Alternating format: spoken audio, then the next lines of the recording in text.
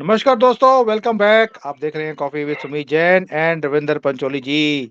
Pancholi ji, thank you so much for joining. एक दोबारा से पंचीज वाला टॉपिक है जिसके लिए मैंने आपको इनवाइट किया आज। जय भारत और सभी दर्शकों को देव उठनी 11 की शुभकामनाएं, देव उठनी एकादशी की शुभकामनाएं। आज से महादेव जी ने राजपाट सौंप दिया है विष्णु जी को।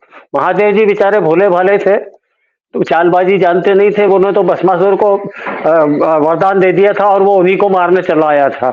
अब विष्णु जी आ गए हैं तो राम कृष्ण हर तरह के हथकंडों से निपटने में माहिर हैं। तो अब हिंदुस्तान में भी मैं उम्मीद करता हूँ कि विष्णु जी का आज से राज शुरू आया तो कुछ ना कुछ आपको बहुत अच्छा देखने को मिलेगा। ये तो बड़ी अच्छी न्यूज है और इसलिए शायद आज मोदी जी मथुरा जी के विजिट पे जा रहे हैं। देखा आपने, सुना होगा आपने बिल- कि पहला प्रधानमंत्री है जो मथुरा जी जा रहा है। एक सीधा सीधा संदेश है कि राम जन्मभूमि तो हमने कंप्लीट कर दी, अब कृष्ण जी का नंबर है। भाई सबसे पहले तो राम जी का जन्म हुआ था, राम जी के बाद कृष्ण जी का जन्म हुआ था। अगले पीढ़ी वाला जो हिसाब किताब है, मतलब एक युग के बाद। हाँ हम्म। जी। तो आपको लगता है कि अभी तक तो ये रामचंद्र बने हुए थे मोदी जी और इसलिए राम मंदिर बना दिया। आज मथुरा जा रहे हैं तो शायद इनका कृष्ण रूप, जिसके लिए हम बार बार बोलते हैं कि आपको महाभारत का टाइम चल रहा है, राम का रूप छोड़ना पड़ेगा, कृष्ण का पकड़ना पड़ेगा। क्या हम ये समझ सकते हैं कि आज से कृष्ण रूप धारण करने वाले हैं मोदी जी? बिल्कुल, आज से कृष्ण की जितने भी 16 कलाएं हैं, उन कलाओं का आपको बिल्कुल मतलब साक्षात देखने को मिलेगी उन साले 16 कलाओं का। देखिए, ये जो आप कला बोल रहे हैं ना, ये मुसलमानों को तो समझ आ गया। वो बार-बार बोल रहे हैं, हम वेट कर रहे हैं मोदी जी की। मोदी जी जैसे ही अपनी सीट से उतरेंगे, किसी और को देंगे। उनके भी पता है कि मोदी को हराना इम्पॉसिबल है। वो बोल रहे हैं कि जिस दिन मोदी हटेगा, उस दिन हम गले काटेंगे हिंदुओं के। ओपनली सोशल मीडिया भरा पड़ा है। बच्चा-बच्चा मुसलमानों का यही चीज़ बोल रहा है कि भई मोदी हटा, गला कटा। ये मुसलमानों को तो समझ आ गई, हिंदुओं को क्या समझ आएगी? हिंदुओं को भी आ रही है, धीरे धीरे हिंदू भी समझ रहा है। मैंने आपको कुछ वीडियोस भेजे थे जो ग्रास रूट लेवल पे बेचारे छोटे छोटे संवाददाता और यूट्यूबर है, जो गली गली में घूमते हैं, बाजारों में घूमते हैं और एक्चुअल जो रिपोर्ट होती है, एसी रूम में बैठ के जो दिल्ली में बड़े बड़े सो कॉल्ड महान पत्रकार मठाधीश बैठे हैं, उनकी रिपोर्टों से उनकी ग्रास रूट रिपोर्ट जो है वो अलग होती है। वो देख के आपको समझ में आ गया होगा कि जितने लोगों से उसने पूछा कि आपने वोट किसको दिया, मामा को दिया, उन्होंने कहा नहीं हम तो मोदी जी को जानते हैं, हमने मोदी को वोट दिया है। तो ये स्थिति आ चुकी है। एक मोदी जी आज की डेट में ऐसे पेडेस्टल पे खड़े हुए हैं कि वहां तक पहुंचना और किसी नेता के लिए संभव नहीं है। जागरा, हिंदू हुँ। जागरा है, अब उतना सोया हुआ नहीं है। कहीं कहीं थोड़ा थोड़ा आर्थिक बहिष्कार भी शुरू हो गया है। लोग स्कैन करके पहले नाम पढ़ लेते हैं और फिर मना कर देते हैं कि भैया पैसे नहीं है, गल सॉरी आपका सामान वापस रख लो। ये स्थिति आ चुकी है। हुँ। प्रचार नहीं है। अच्छा, वो टीवी चैनलों के तो लोग जो खबरें देखते हैं उन खबरों को ना देखें। वो खबरें नहीं दिखाते, उनके सबके अपने एजेंडे चल रहे हैं। उनको खबरों से कोई मतलब नहीं है। हमास की लड़ाई हो रही है, सुबह शाम आप हमास हमास हमास दिखा रहे हैं। इससे भारत को क्या लेना देना है? एक वो डिप्लोमेटिक प्रोसेस है, उसको गवर्नमेंट ऑफ इंडिया डील कर रही है। और आज हुँ। शायद एक खुशखबरी और है, जो 41 उत्तराखंड में फंसे हुए थे टनल में, आज वो शायद ईश्वर की कृपा है, विष्णु जी आ गए हैं तो आज वो बाहर आ जाएंगे। तो आज आ उनके लिए जाएँगे। दिवाली वो नहीं मना पाए, पर उनका परिवार आज दिवाली मना लेगा। तो उनको अग्रिम बधाई हम लोग देते हैं कि भाई आपकी जान बची और हम लोगों को चैन आया। नहीं तो इसको भी रविंदर बहुत जी, बड़ा मुद्दा विपक्षी बनाने वाले थे। सर, विपक्ष छोड़ो, हमारे जजेस वो बोल रही थी गवर्नमेंट कुछ नहीं कर रही है। ओ भैया, तुम गवर्नमेंट कुछ नहीं कर रही, तुम घुस जाते, तुम निकाल लेते। इनकी इतनी तो हिम्मत नहीं है कि अपने कोर्ट रूम से बाहर निकल जाएँगे, उसके बाद तो ये ज़ीरो हैं। अगर ये अपने विज़िटिंग कार्ड के ऊपर ये चीफ जस्टिस ऑफ इंडिया लिखना बंद कर दें या हाई कोर्ट का जज लिखना बंद कर दें, इनको तो कोई चपरासी ना रखे, जि जो इनकी हालत है। सर, इनके साथ-साथ आपने एक चीज़ और नोट करी होगी, जो बड़े-बड़े पत्रकार हैं, आजकल जूते खा रहे हैं। वो जा रहे हैं तो थप्पड़ लग रहे हैं उनको। मैंने देखा एफपी पे, आपकी वीडियो भेजी मुझे कि थप्पड़ लग रहे थे, उसको चित्रौल हो रही थी उनकी एफपी के अंदर। ये वो चक्कर क्या था? चक्कर ये कि ये जो पत्रकार है सो कॉल्ड बड़े चैनलों में जो मैनेजिंग डायरेक्टर और पता नहीं एग्जीक्यूटिव डायरेक्टर बन बनकर बैठे थे, इनको क्या है, जब से मोदी रिजीम आया है तो इनका एजेंडा ओपन हो गया है, तो लोगों को समझ में आ गया। तो भाई अल्टीमेटली चैनल के मालिक को भी धंधा करना है। ये चैनल जो चला रहे हैं, कोई राष्ट्र सेवा के लिए किसी ने न्यूज चैनल नहीं खोला हुआ है, उनके अपने व्यावसायिक हित हैं और उन हितों के चलते वो रखते हैं। तो जितने एजेंडाधारी थे धीरे धीरे धीरे सब बेरोजगार हो गए। तब इन्होंने क्या करा कि चुनाव आते ही ये निकलते हैं, सांप जैसे बरसात में बिलों से निकलते हैं, ऐसे ये जैसे ही चुनाव आता है बिलों के बाहर निकल आते हैं और गली गली में माइक लेके घूमते हैं, जबरदस्ती लोगों के मुंह में घुसेड़ते हैं, नेगेटिव बुलवाना चाहते हैं।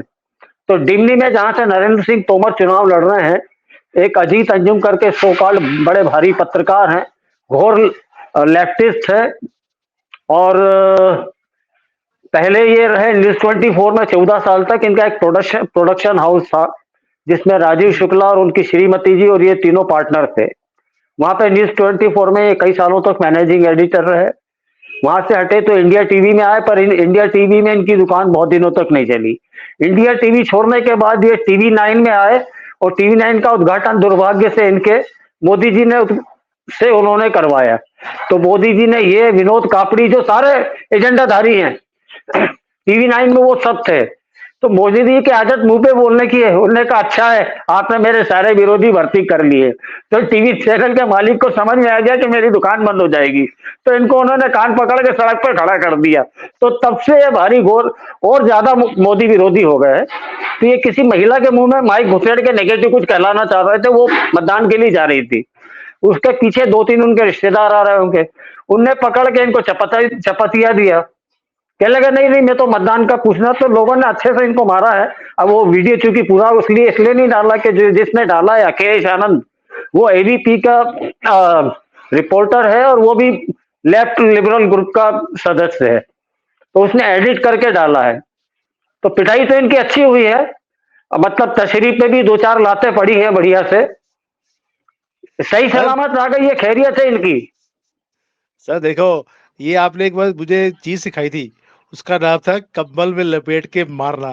तो मारा भी ऐसे होगा चित्रौल के ऊपर कि भाई कहीं इसके निशान भी ना मिले और दर्द भी पूरा अच्छी तरह से हो।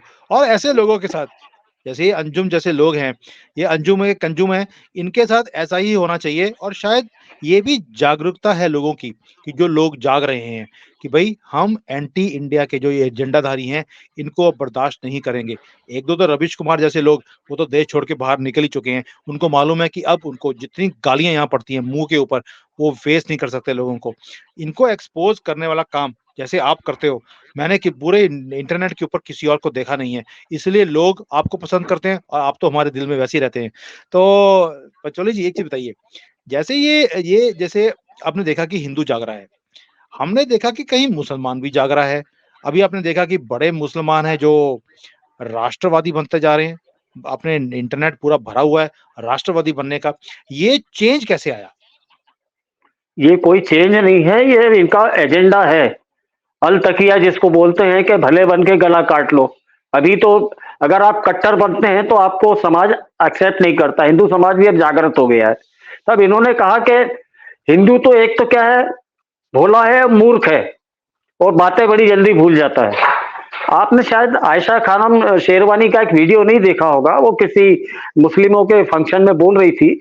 उसमें उसने बोला कि भाई अब हमें अपनी स्ट्रेटेजी चेंज करना पड़ेगी, हमें भला बन के इनके घरों में घुसना होगा और फिर इनका गजवा हिंद वाला प्रोग्राम हमारा जो है वो शुरू करना होगा। इनके दिमाग हमें बदलना होंगे। तो आपने देखा होगा कि मुस्लिम सो कॉल्ड मुस्लिम महिलाओं की और पुरुषों की बाढ़ आ गई है, जो राष्ट्रवादी हो गए ओवरनाइट। जो कल तक मोदी को गाली दे रहे थे वो आज मोदी के प्रशंसक हो गए हैं। कश्मीर से एक आ गई है, शहला रशीद है या मसूद है, नाम नहीं मुझे बराबर मालूम है। वो पहले मिर्जा मोदी को रशीद। बहुत गाली देती। हाँ, जेएनयू में पढ़ती थी। भारत तेरे टुकड़े होंगे इंशाल्लाह इंशाल्लाह गैंग की वो मेंबर थी। अब वो बैठ के मोदी के गाने गा रही है। वो इसलिए गा रही है कि उन्होंने भी यूपीएससी की परीक्षा दी है और उनको लगता है कि यूपीएससी में मेरा सिलेक्शन हो जाए और मुझे कहीं केंद्र में अच्छा मिल जाए, मैं बीजेपी की गुड बुक्स में आ गई। ऐसे ही एक और है याना मीर। ये पहले मोदी जी की बड़ी प्रशंसक रही, बड़ा पाकिस्तानी चैनलों यूट्यूब पर और इस पर जाती रही और भारत के गुणगान करती रही। पर जब उनका एजेंडा पूरा नहीं हुआ, सबका ये है कि किसी न किसी बहाने में से हम राजनीति में घुसाएं, हमें कोई पोस्ट मिल जाए, राज्यसभा में नॉमिनेशन हो जाए। तो ये जो हमारी दो महारथियों की जोड़ी है, ये इतनी बेवकूफ नहीं है। रख सबको लिया है इन्होंने, पर कोई रविंद्र पोस्ट जी मैं नहीं तो मिली है तो अब फड़फड़ा रहे हैं। लेकिन मैंने बहुत देखे हैं जो नेशनल टीवी के ऊपर भी आते हैं, सो कॉल्ड मुस्लिम्स हैं और कभी वो बोलते हैं कि हम एक्स मुस्लिम्स हैं, अब हम सनातनी हो गए हैं, टिक्के लगाते हैं, मंदिरों में जाते हैं और लोग एक बार ये आदमी लोग जो पहले मोदी जी को सनातन को गालियां निकालते थे, अभी उन्होंने जाकर टिक्के लगाने शुरू कर दिए हैं, लोग पागल हो गए हैं। वो देखिए जी, इनका हृदय परिवर्तन हो गया है और लोग उन्हें फॉलो भी करने लग गए हैं। आपको नहीं लगता कि ये हिंदू इतना बेवकूफ है? 1000 साल से आपको इसी चीजों में पहले मुगलों ने बेवकूफ बनाया, मुसलमानों ने बेवकूफ बनाया, उसके बाद कांग्रेस ने भी आपको इसी स्ट्रेटेजी से बेवकूफ बनाया। अभी ये सारे राष्ट्रवादी शुरू हो गए हैं, ये फिर बेवकूफ बनते जा रहे हैं भारतीय। इनमें से एक भी राष्ट्रवादी नहीं है। एक मुस्लिम सज्जन है, वकील हैं, बड़ा टीका वीका लगा के आते हैं, वंदे मातरम, जय भारत, जय श्री राम का नारा लगाते हैं। लोग बड़े उनके फॉलोअर हो गए हैं। एक बहस में वो किसी में बैठे थे और जहां मुसलमानों पे थोड़ा ज्यादा अटैक होना शुरू हुआ, वो तत्काल अपना चोला उतार के अपना असली रंग में आ गए। मोदी जी और बीजेपी और दुनिया की सारी बुराइयां शुरू कर दी। तो इनको पहचानिए, ये रंगे हुए सियार हैं। ये शेर के कलर पट्टियां डलवा के आए हैं कि हम शेर हैं। आप इन पे पानी डालिए, इनका असली कलर निकल के आ जाएगा।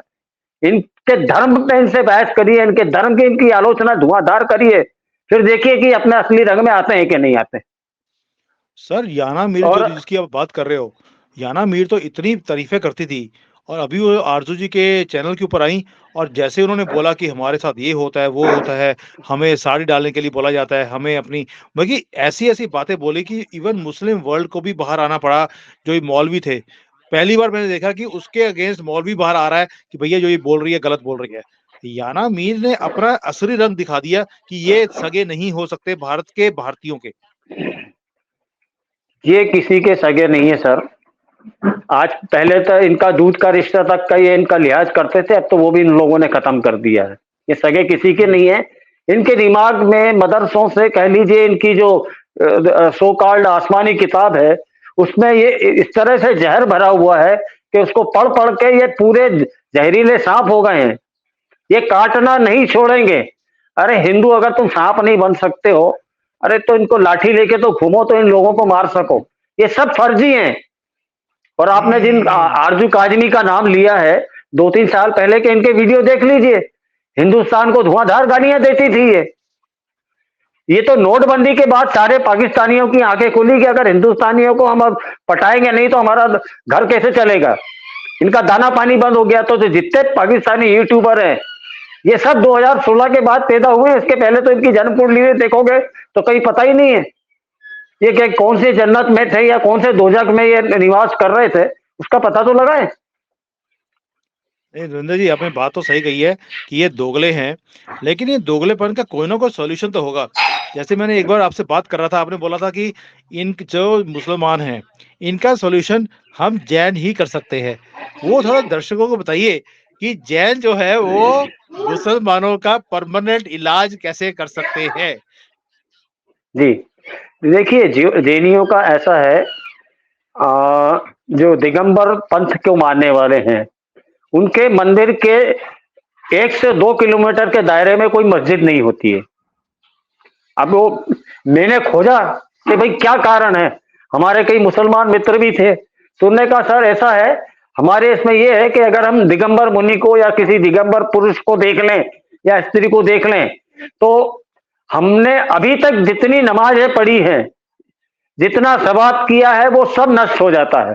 इसलिए किसी जैन मंदिर के आसपास, किसी दिगंबर मुनि के आसपास हम लोग, या किसी दिगंबर साधु के आसपास, नागा साधुओं के आसपास भी हम लोग मस्जिद नहीं बनाते हैं। तो मेरा ये सजेशन है कि गली गली में जैन मंदिर बना दिए जाए, नागा साधुओं को वहां पे ठिकाना बना दिया जाए, तो ये बहुत सारे ये लोग अपने आप काबू में आ जाएंगे। और इनके यहाँ एक कहावत भी है कि दिगंबरों से खुदा डरता है। तो सबसे अच्छा इलाज इनका यही है, कोई बिना लड़ना, हमें लड़ना नहीं है, कुछ नहीं करना है। अच्छा, दैट मीन्स कि जब ये हमारे जो दिगंबर के जैन मुनि हैं, जब ये उनको, क्योंकि वो बिल्कुल वस्त्रहीन चलते हैं, कोई वस्त्र नहीं डालते, तो जब वो चलते हैं तो जहाँ-जहाँ से निकलेंगे मुसलमान वहाँ से भागना शुरू हो जाता है, बिकॉज़ इनके यहाँ पर मर्दों को नग्न देखना हराम है, उससे अल्लाह भी डरता है। दैट मीन्स कहीं न कहीं अल्लाह को भी मालूम है कि ये पावरफुल लोग हैं, जो अपने आप को कंट्रोल करके चलते हैं, हर चीज़ का कंट्रोल है जैन मुनियों के पास। अपने मन का, स्थिति का, ज़ुबान का, वाणी का, हर चीज़ का कंट्रोल है। तो मुसलमान भी डरता है उससे। आपका सजेशन ठीक है ये। मुझे लगता है ये मुझे होम मिनिस्ट्री में ये वीडियो भेजनी पड़ेगी, उनको बताने के लिए कि परमानेंट इलाज एक ही है, जहाँ-जहाँ मस्जिदें दिखे आपको, मदरसे दिखे, उसके पास एक दिगंबर जैन वालों का मंदिर खोल दिया जाए और एक एक मुनि बिठा दिया जाए वहाँ पर। नहीं तो नाग जो अपने ये जिसको हम बोलते हैं कि नागा शिव साधु। की सेना, हाँ, नागा साधु जो शिव की सेना है, इन्हें बिठा दिया जाए, वो भी नग्न चलते हैं, मुसलमान अपने आप ही देश छोड़कर भाग जाएगा। सजेशन मुझे अच्छा लगा आपका और मुझे उम्मीद है कि शायद अमित शाह जी को अभी तक पता नहीं था इस मामले का, जो आपने खुलासा किया है। मुझे खुद को मालूम नहीं था, लेकिन मुझे कहीं न कहीं लगा कि यार बात तो सही है कि ये मंदिर खुल जाए, ये मुसलमान, ये जिहादी 25 करोड़ इस देश में जो रहते हैं, अपने आप ही भाग जाएँगे। अच्छा, इसमें एक बात और है, असल में जो वो मुनियों का प्रताप है कि उनका अपनी सारी इंद्रियों पे संयम रहता है। हुँ। आप सारी इंद्रियों पे संयम, जब आपने बहुत कठोर तप किया हो, तपस्या करी हो, ईश्वर से कहीं न कहीं आपका कनेक्ट हुआ हो, तो ही आपका अपनी सारी इंद्रियों पे नियंत्रण रहता है। और हुँ। मियाँ भाइयों का मालूम है कि इनका अपनी इंद्रियों पे नियंत्रण तो रहता नहीं है ज़रा भी। इनका तो किसी भी वो चीज़ पे फ़र्क पड़ नियंत्रण नहीं है जाता सर, इनका किसी भी चीज़ पे नियंत्रण नहीं है। इनके घर में तो 4 बीवियाँ हैं, उसके बाद भी बकरी सेफ नहीं है। हाँ, सही बात है। मुर्गी का भी सुना है, मैंने तो कहीं देखा था कि बेचारी मुर्गी को भी इन्होंने नहीं छोड़ा।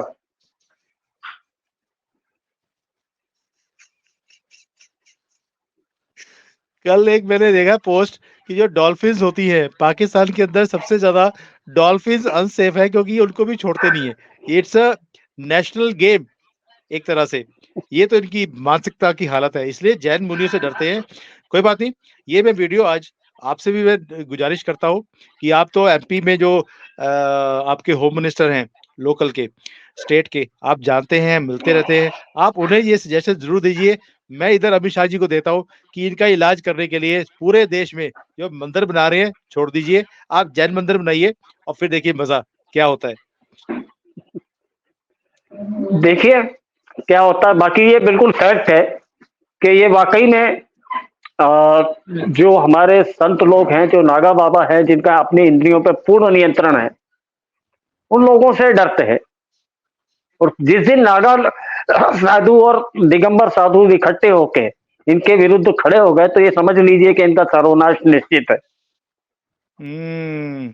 चलिए रविंद्र जी, आज मुझे लगता है कि लोगों की थोड़ी-सी आँखें खुलेंगी कि भई ये जो सो कॉल्ड नए-नए राष्ट्रवादी निकल गए हैं, ये सारे एजेंडाधारी हैं, इनसे बचें। इनके पीछे लगने की ज़रूरत नहीं है। ये आज सिर्फ़ इसलिए कर रहे हैं कि उनको लगता है कि हिंदू वेव है, मोदी जी की वेव है, सनातन की वेव है, तो ये सनातनी बन गए हैं। सिर्फ़ इनको अपना एजेंडा करना है। अंदर से ये वही गज़वे हिंद का नारा इनके अंदर है। याना मीर को हमने देख लिया कैसे उसने अपना दोगलापन दिखाया।